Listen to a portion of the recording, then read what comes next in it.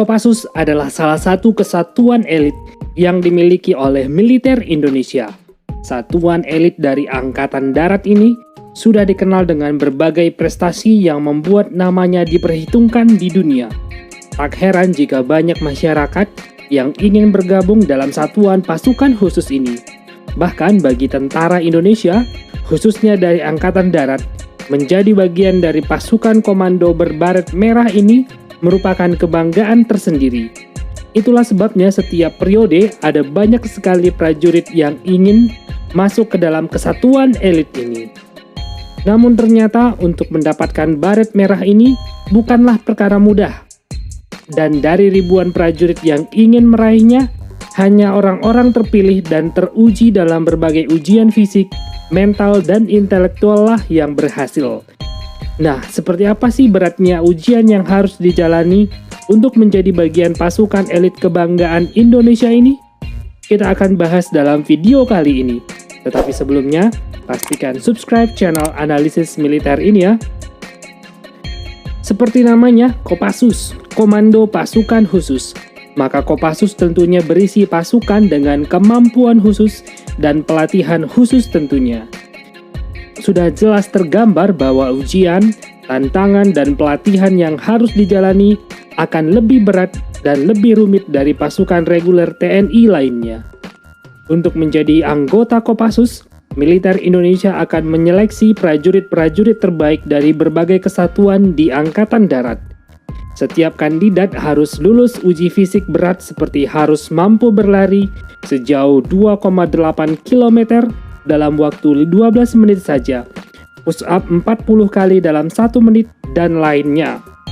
Nah, setiap kandidat akan ditempa dalam latihan berat selama 28 minggu atau sekitar 7 bulan lamanya. Dan selama itu pula, para kandidat tidak diperkenankan untuk bertemu dengan keluarga dan diperhadapkan pada puluhan materi uji yang sangat berat. Dan setiap kandidat yang gagal akan dikembalikan ke satuan awal mereka berasal. Ujian berat yang harus dijalani ini dibagi dalam beberapa tahap.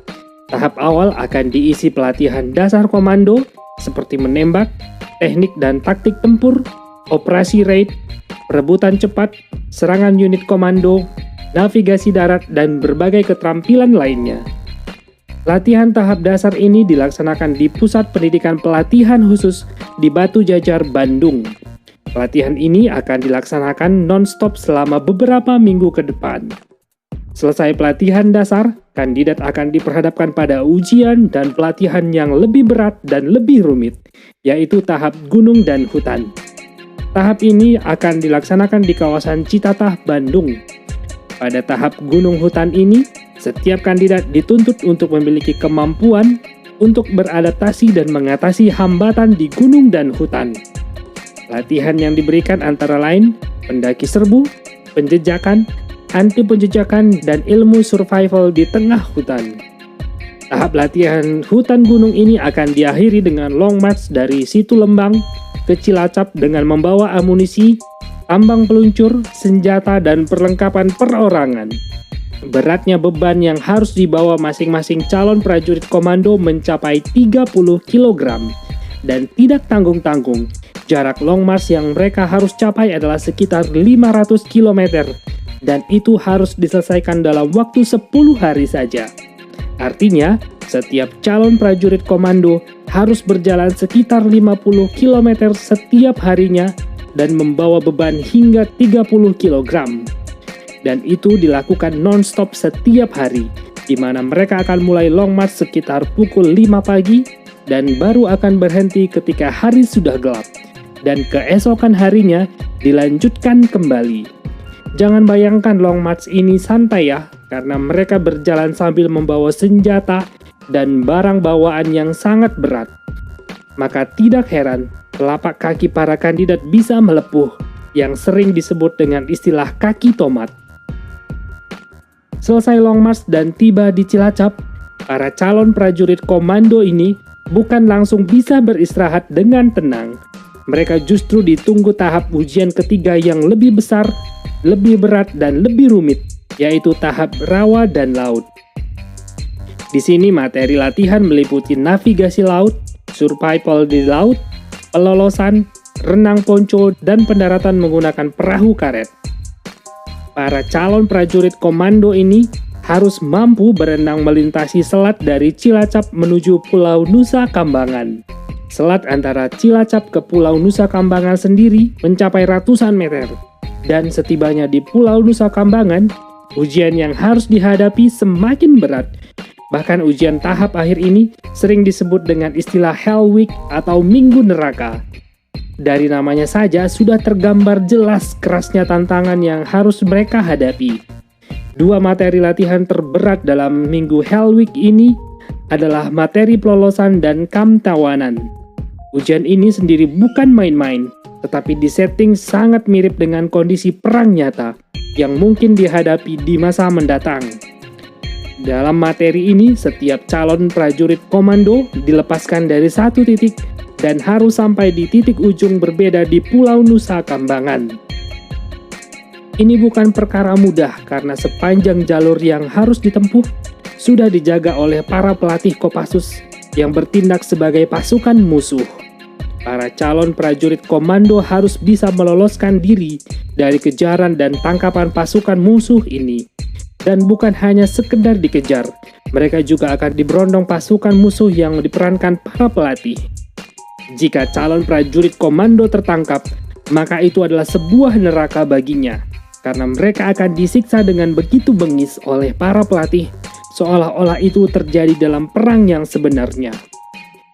Untuk calon prajurit komando yang tidak tertangkap, bukan berarti mereka lolos dari neraka. Hal ini karena pada akhirnya, setiap calon, baik yang tertangkap maupun berhasil lolos, akan kembali dikumpulkan di satu lokasi yang disebut dengan Camp Tawanan. Dari namanya saja sudah jelas tergambar, ini bukan sebuah camp yang menyenangkan. Dalam camp tawanan ini, setiap kandidat akan disiksa luar biasa selama 3 hari non-stop. Bahkan beberapa sumber menyebutkan, para calon prajurit komando ini akan menjalani siksaan fisik yang nyaris mendekati daya tahan manusia. Selain uji fisik yang luar biasa, mereka juga akan diuji secara mental, di mana mereka akan harus menjaga kerahasiaan informasi yang mereka terima. Meskipun disiksa dengan luar biasa, gagal menjaga kerahasiaan informasi dan gagal dalam ujian fisik ini akan membuat mereka gagal meraih baret merah yang didambakan. Dan tentu saja, bukan hal yang mudah menjalani ujian fisik berat dan ujian mental luar biasa ini selama 3 hari non-stop. Itulah sebabnya ujian tahap akhir ini disebut dengan istilah Hell Week atau Minggu Neraka. Tetapi hal ini bukan tanpa alasan, karena sebagai pasukan khusus nantinya, di dalam konflik nyata mereka bisa menghadapi ujian yang benar-benar sama. Tujuannya adalah para calon prajurit komando ini bisa bertahan dalam konflik nyata di masa mendatang jika menghadapi masalah serupa. Dan buah manis dari semua itu, setiap prajurit yang berhasil melewati semua ujian berat dan tantangan tersebut akan mendapatkan hadiahnya. Hadiahnya adalah baret merah dan brevet komando. Sebagai petanda, mereka resmi bergabung menjadi bagian Kopassus, pasukan elit Angkatan Darat Indonesia. Dan lebih membanggakan lagi, proses pembaretan ini akan disaksikan oleh undangan dan keluarga masing-masing prajurit.